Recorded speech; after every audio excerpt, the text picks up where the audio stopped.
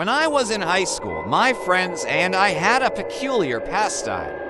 Like any teenage delinquent, we liked to cause trouble.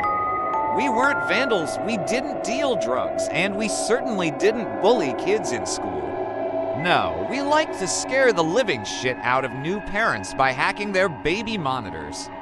We were insufferable little punks who thought we were too good to get caught and that our little acts of mischief would go unpunished. One night, however, I learned my lesson and realized that I wasn't quite as bulletproof as my tremendous me. Dimitri and Kurt went to the same school, shared many of the same classes, and hung out almost every evening after chow time.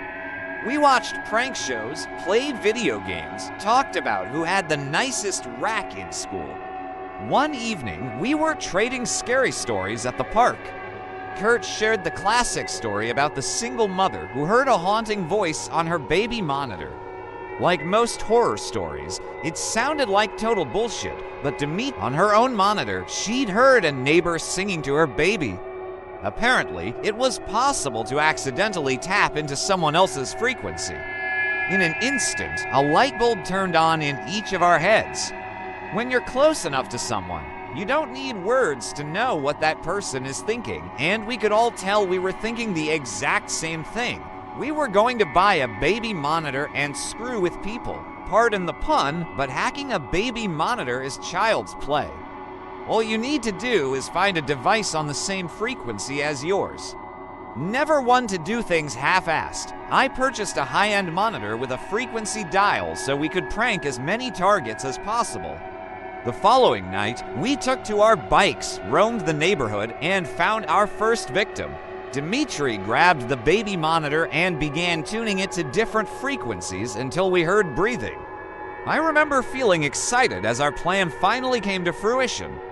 Dimitri pressed the button and began exhaling heavily into the receiver. Your little girl was delicious. He murmured, using a demonic voice. The light in the master bedroom turned on almost immediately, and we heard a shrill scream. Laughing our asses off, we quickly rode off down the street so we wouldn't get caught. We repeated the prank several times over the course of the following weeks, each taking turns talking through the monitor. Not wanting anyone to get wise to our little game, we chose different houses every time. People's reactions were priceless. Some mothers would reply in a panic. Others seemed to know it was a hoax and told us to shut up, and one poor woman even started sobbing uncontrollably, begging us not to hurt her baby. I feel bad about that last one, now that I'm older, but it was hilarious to me back then. Me and my friends mimicked her high-pitched bawling and desperate cries for mercy for weeks afterwards. Yeah, of course we are royal dicks. Karma's a bitch, and I got what was coming to me one night. Kurt and Dimitri were busy studying for their midterms, so I went out on my own. By then, we'd gotten pretty much everyone in the surrounding area, so I decided to venture off across town and into unfamiliar territory. Finding a target wasn't difficult. You just had to look for cars with baby seats, houses with overly colorful cartoon-themed curtains, or toys left in the yard. I came across a house that fit all three criteria and parked my bike out of view. Playing with the tuner, I eventually found the right frequency. I could hear the sound of a baby snoring very lightly.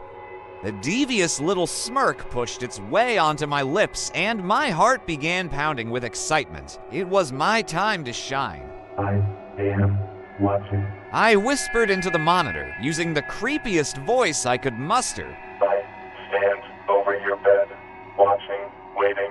I will get you. I said, this time louder than before. Nothing. Just the sounds of crickets chirping and the occasional dull roar of a car driving down the street. It was a little odd. Parents usually reacted much quicker than that.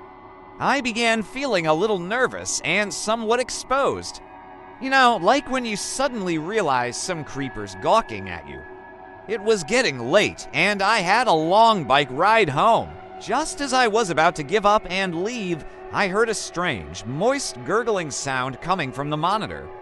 The quiet, rhythmic snores ceased, and I assumed the baby had woken up and was about to start crying. Instead, a man spoke to me. You're the one being watched now, John. He said, softly. My stomach pirouetted at his words. How did he know my name? I felt sick. Something was very wrong, and I could feel it in my bones. I glanced up at the nursery window and saw a silhouette standing there watching me. Had he been there the whole time? The air was thick and difficult to inhale, though perhaps fear was making it hard to breathe. My body quivered uncontrollably as a sense of dread poured into every inch of me. I climbed on my bike, pedaling desperately to get away.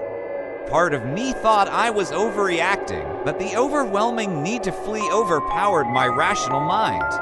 You can't run, I know. Where you live, John. Continued the man, even as I turned the corner. I flew down the street, not stopping until I reached a busy boulevard. Surrounded by cars and a few late-night joggers, I felt safe. Your hoodie will run red with your blood, boy, whispered the man, still talking through the baby monitor in my pocket. A passerby gave me a nasty look as I yelped loudly in fear, practically ripping my hoodie in my frantic attempt at removing it. To the stranger, I must have looked like some snotty kid tripping balls or something. He didn't know I was in genuine distress, so I don't blame him for walking off with an insulted huff, though I wish he had offered to help me instead. After stuffing the hoodie into my backpack, I noticed my name scrawled on the back.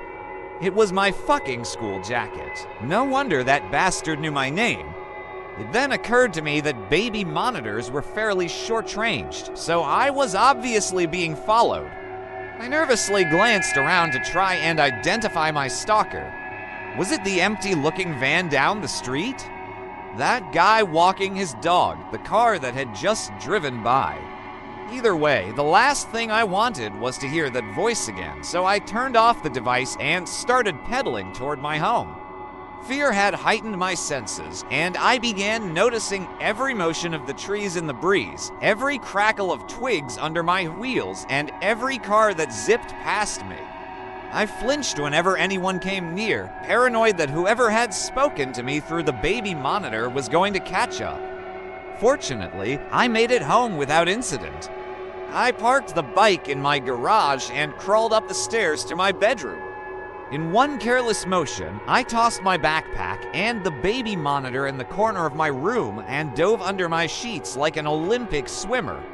It doesn't matter how old you are, nothing feels safer than being under your blanket. I closed my eyes, hoping I'd be able to calm down enough to catch a few hours of rest before class. But then I heard static coming from the monitor across the room, the monitor that was supposed to be off.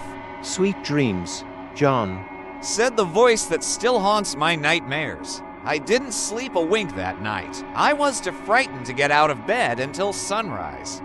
When I got up, my first order of business was to remove the battery from the monitor and throw it in the trash.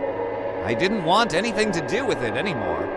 I came up with an excuse to give my buddies so they wouldn't think I was a huge pussy.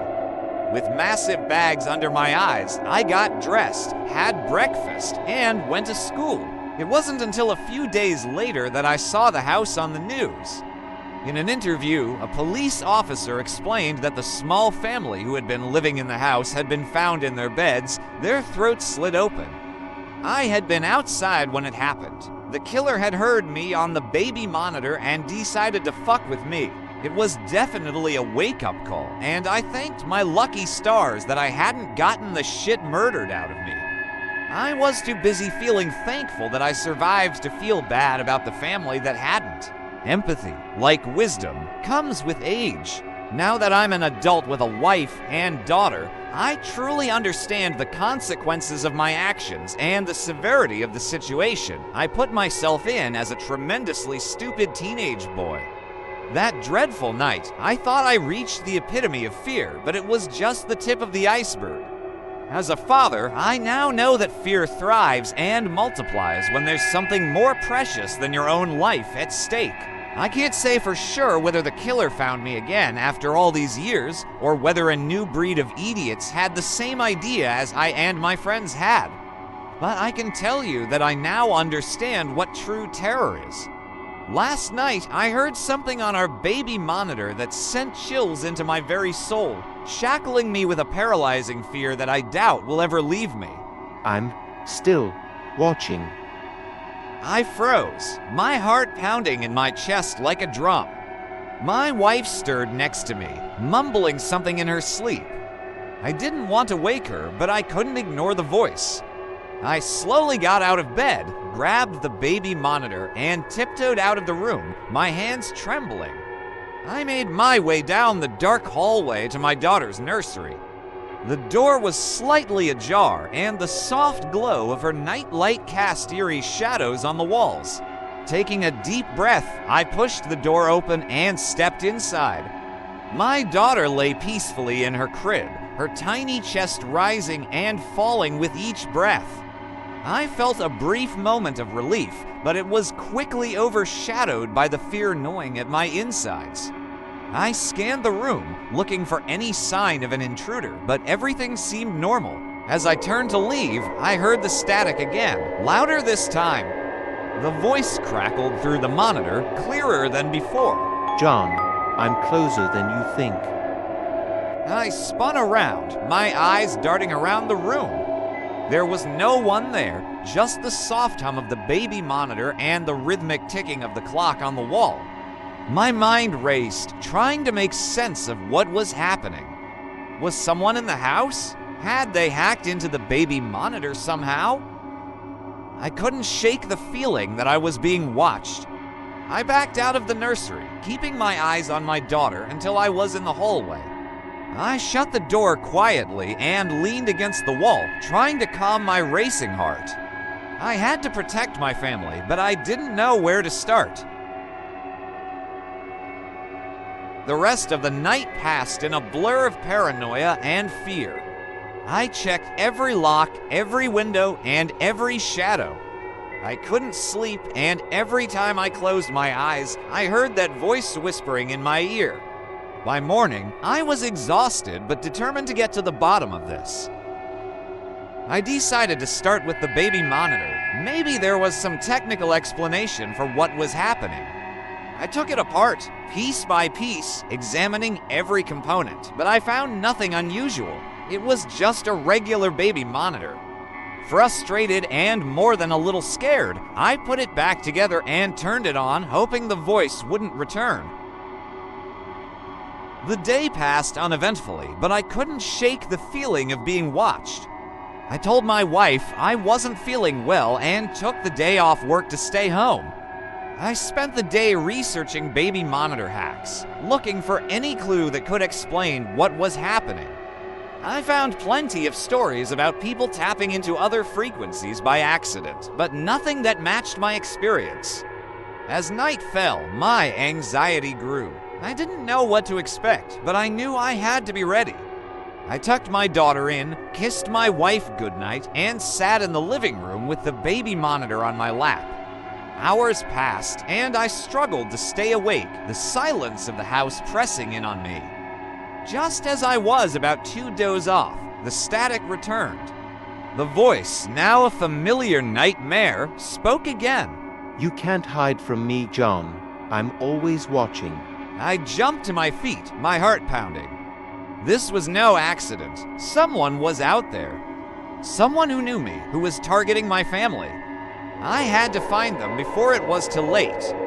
I grabbed my phone and dialed the police, but as I started to explain what was happening, the line went dead. Panic surged through me. I tried to call back, but there was no signal. I felt trapped and powerless. The voice on the monitor continued, taunting me, promising things I couldn't bear to imagine. I knew I had to protect my family, but I didn't know how. I paced the house, checking on my wife and daughter, praying for morning to come. When the first light of dawn finally broke, I felt a small measure of relief. The voice had stopped, but the fear remained. I couldn't live like this, constantly looking over my shoulder, waiting for the next threat. I had to do something, anything, to keep my family safe. I spent the next few days fortifying the house. I also installed security cameras and new locks. I contacted the police and explained the situation, but without any concrete evidence, there was little they could do. I felt like I was fighting a ghost, a phantom that slipped through my fingers every time I tried to grasp it. Then, one night, when I was reviewing the security footage, I saw something that made my blood run cold. A figure, barely visible in the shadows, standing outside my daughter's window, watching. The camera's timestamp showed it had been there for hours, motionless, just watching. I knew then that this wasn't over. The voice, the figure, the threats, they were real, and they weren't going away. I had to be vigilant to stay one step ahead. My family's safety depended on it. And so, every night, I sit by the baby monitor, listening, waiting, ready to protect the ones I love from the darkness that watches from the shadows.